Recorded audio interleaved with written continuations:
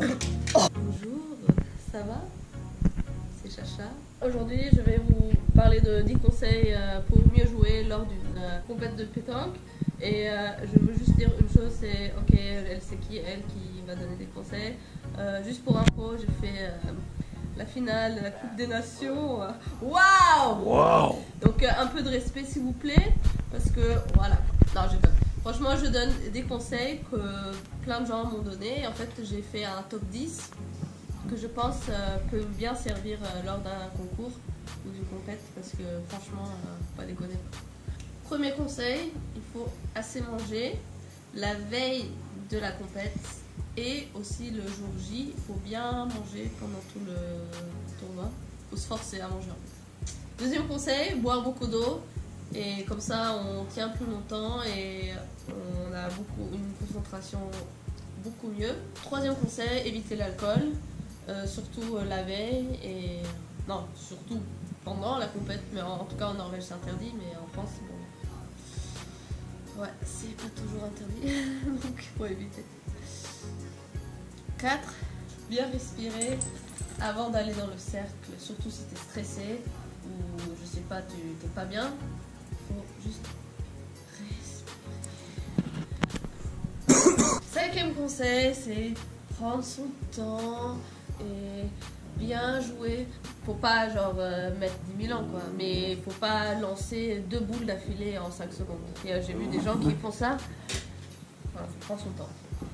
6, ça c'est un conseil très intéressant, mais c'est un conseil quand même qui est compliqué à faire des fois, c'est finir le geste. Finir ton geste, c'est-à-dire que des fois, moi j'ai remarqué que si je tire par exemple, je tire vers le bas, et bah j'ai pas fini mon geste, donc faut pas déconner.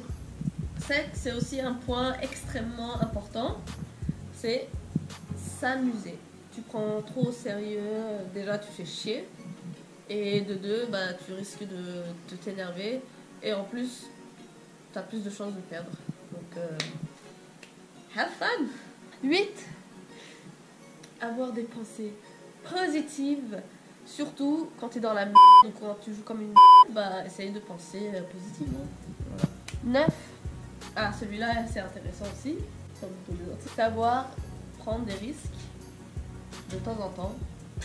Car, non seulement lorsque tu réussis des coups risqués, déjà tu es fier, et en plus souvent ça c'est bien payé quoi. Numéro 10, c'est un point qui est extrêmement difficile et que par exemple moi je n'y arrive pas du tout, c'est faire le vide, faire abstraction des choses et faut éviter de trop réfléchir en fait. Et surtout, par exemple, s'il y a des gens qui te regardent jouer ou qui regardent la partie, franchement, ferme les yeux. Quoi.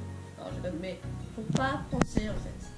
Donc, voilà, ça c'est un conseil très important et qui, je pense, les meilleurs, ils arrivent à lâcher prise.